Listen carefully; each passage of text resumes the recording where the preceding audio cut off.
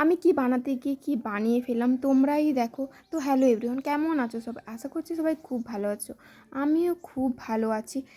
বাড়িতে মাংস ছিল, আমি কিছুটা মাংস তুলে রাখছিলাম, ভাবছিলাম সেটাকে কিছু একটা বানিয়ে দেবো। কিছু একটা বানাতে গিয়ে আমি কী যে বানিয়ে ফেললাম আমি নিজেই ভেবে উঠতে পারলাম না। আমি এখানে আলু নিয়েছি, তারপরে পেঁয়াজ নিয়েছি, রসুন, তারপরে আদা কুচি, আদার কিমা আর কি, আর টমেটো আর ধনেপাতা। আর এখানে মাংস কিমাটা নিয়েছি, তোমরা চাইলে কিন্তু কিমাও করে দিতে পারো। তারপর আমি এখানে দেখো পেঁয়াজটাকে ভালো করে ভেজে নিচ্ছি, আর কিছুটা গরম মশলা দিয়ে দিচ্ছিলাম, তোমাদেরকে ওটা দেখানো হয়নি। তারপরে আমরা সব একে একে মশলাগুলো দিয়ে ভালো করে কষতেই থাকবো। ভালো করে কষা হয়ে গেলে তারপর আমরা কি করব, মশলাগুলো দিয়ে দেব।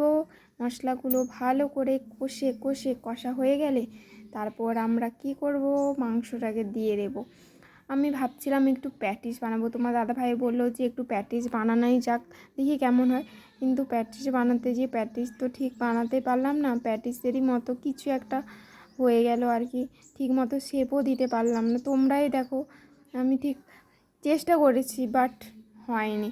প্রথমে ভাবছিলাম যে মনে হয় যেরকমই ফোনে দেখায় ওরকমই হবে, কিন্তু একদমই না। ফোনে যে যারা দেখে ওইভাবে করে কিন্তু কখনোই ওইভাবে হয় না, ওটা ঠিক অন্য রকমই হয়। আমি অনেকবার ট্রাই করে দেখেছি।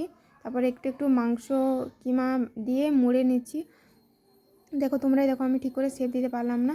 তারপরে এখানে আমি হালকা হালকা করে তেল মাখিয়ে তারপরে যে কড়ার মধ্যে দিয়ে ভাপাতে দিয়ে দিয়েছি, কিন্তু হয়নি। আর আমার হাতে বেশি টাইমও ছিল না।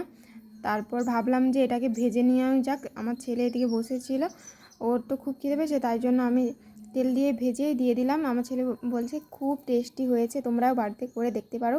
ভিডিওটা যদি ভালো লেগে থাকে লাইক কমেন্ট শেয়ার করে দিও।